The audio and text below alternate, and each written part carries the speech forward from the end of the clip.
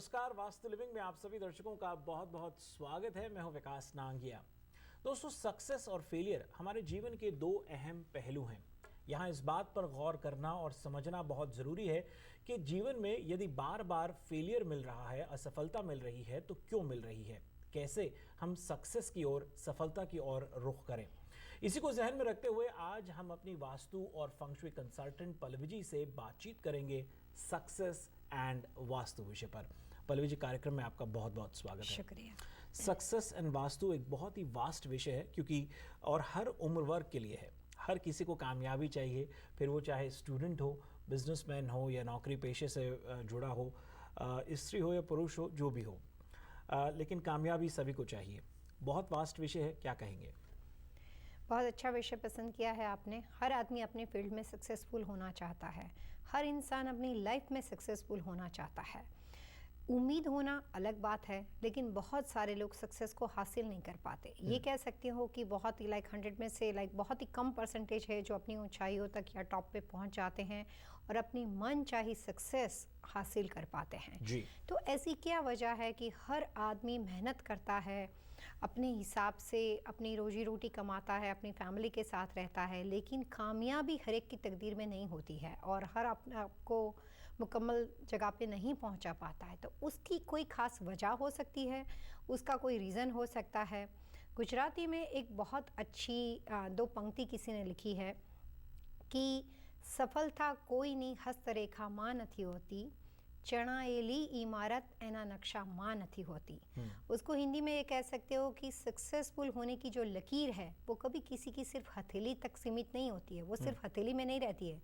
जैसे जब एक बिल्डिंग खड़ा होता है तो प्लान पेपर पे उसका ड्राइंग होता है, लेकिन वो पूरा बिल्डिंग नहीं दिखाई देता। जब वो बिल्डिंग बनता है तो उसकी कैपेसिटी उस पेपर से बहुत ज़्यादा बड़ी हो जाती है, तो उसकी जो ऊंचाई, उसकी जो चीज़ें दिखती है वो आपको पेपर पे उतना विजुअलाइज आप नहीं कर पाते हो।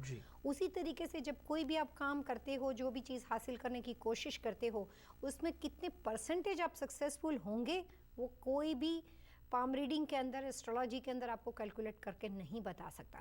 तो सक्सेस अपने आप में एक बहुत बड़ा विषय है, एक बहुत बड़ा वर्ड्स है, और सक्सेसफुल होने के लिए वास्तुशास्त्र में आपको किस तरह से उसकी हेल्प मिल सकती है, वो सारे पॉइंट को समझना बहुत ज़रूरी है। जी, किस तरह से पल्लवी जी वास्तु मदद कर सकता है कामयाब होने के लिए, क्या कहेंगे?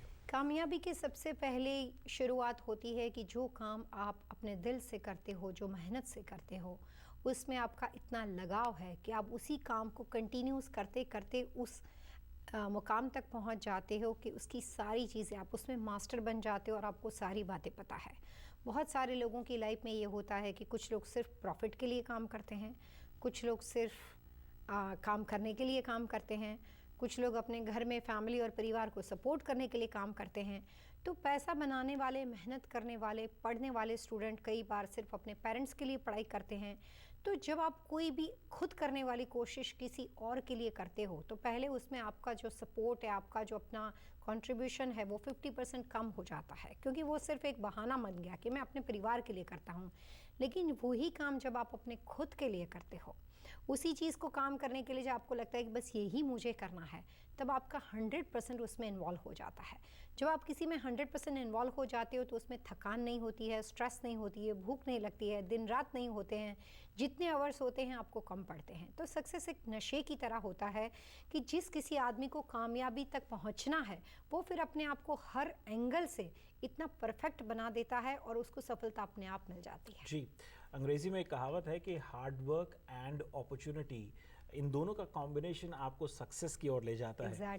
कभी सोचा नहीं था कि वास्तु भी आपको ले जा सकता है। जी।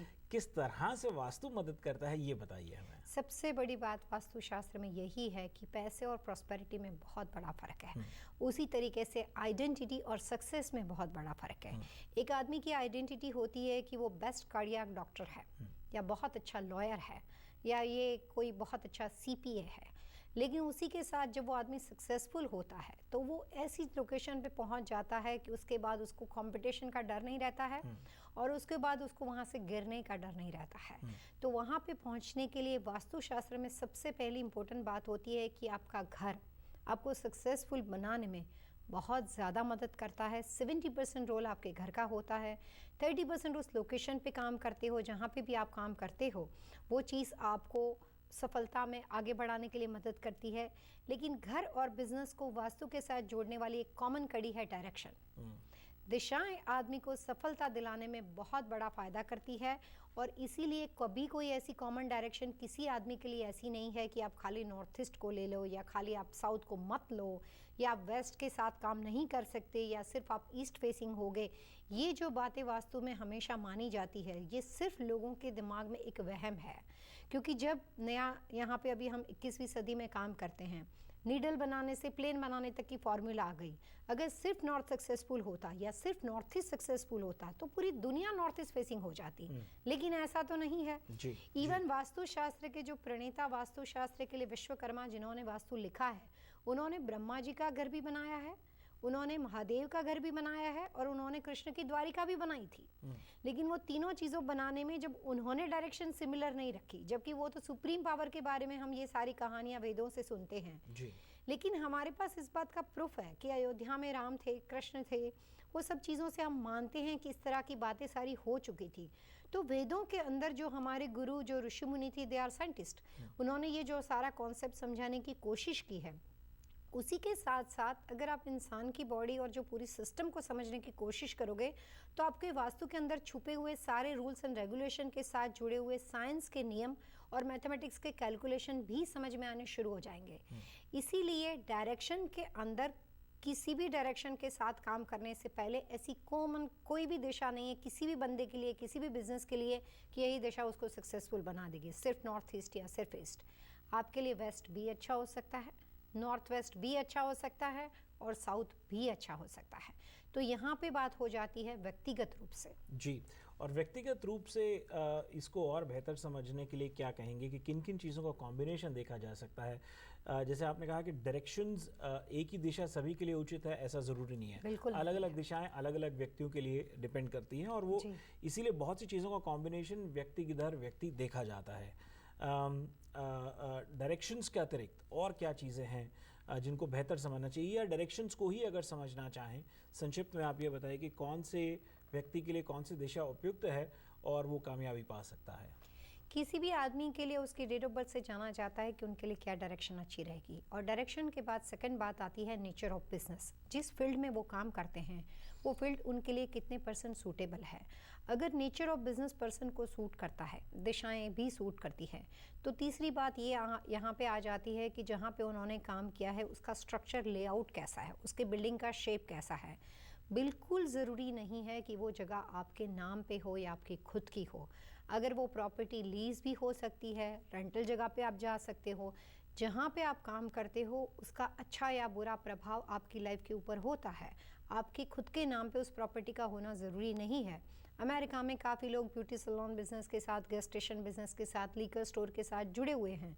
तो ज़्यादातर ये सारी प्रॉपर्टी जो है, जैसे आप डंकिन डोनट्स लेते हो, बर्गर किंग लेते हो, तो सारी लीज की हुई होती है।